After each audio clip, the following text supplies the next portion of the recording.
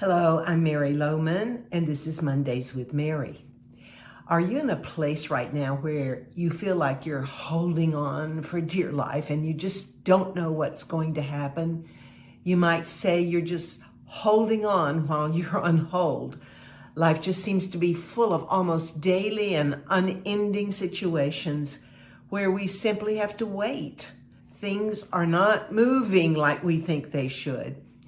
Maybe you keep going, you keep saying the right things and maintaining a semblance of normalcy, but on the inside, you've truly given up.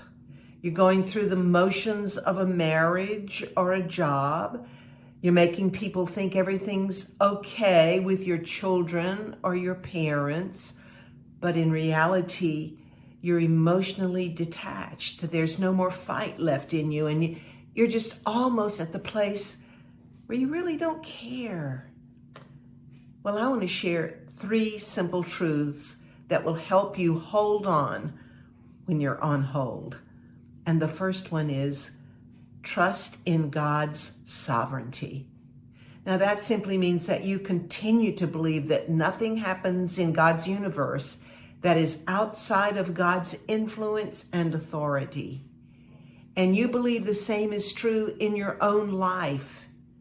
If you can put your trust in God's sovereignty today, regardless of your feelings, and simply repeat that you believe He is still in control, well, that's step 1 in holding on when you're on hold. Step 2 is trust in God's timing. Listen to these verses from Psalm 37. Commit your way to the Lord, trust in Him, and He will do this. He will make your righteous reward shine like the dawn, your vindication like the noonday sun. Be still before the Lord and wait patiently for Him. Do not fret when people succeed in their ways, when they carry out their wicked schemes. God's timing often seems so inappropriate to us, doesn't it? I mean, what possible good can come from waiting any longer? That's how we see it. I can look back on my life and see how the waiting periods of my life were there for a purpose I did not see, and I certainly didn't like at the time. But with hindsight, I can now understand that God did have a purpose for the delays that seemed so unnecessary to me.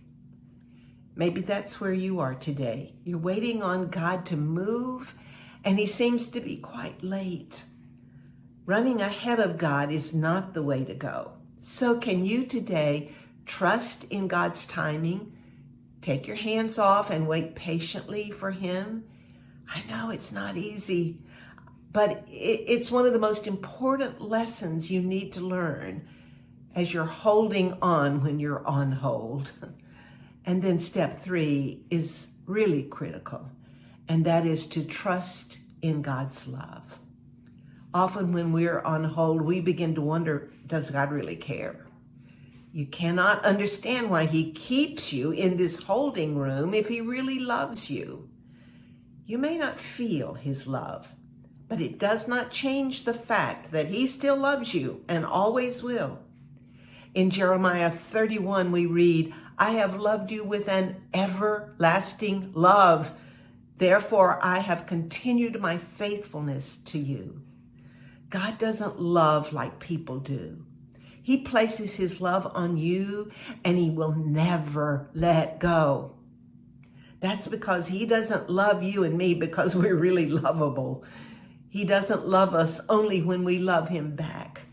He has declared that His love is everlasting and will never fail.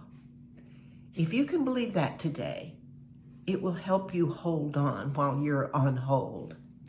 I love this song by Babby Mason, which says, God is too wise to be mistaken. God is too good to be unkind. So when you don't understand, when you don't see His plan, when you can't trace His hand, trust His heart. I just want to encourage you today to trust the heart of God, to let go of your doubts and fears and simply choose to believe that God is sovereign. His timing is always right, and His love will never let you go. Never. Have a great day.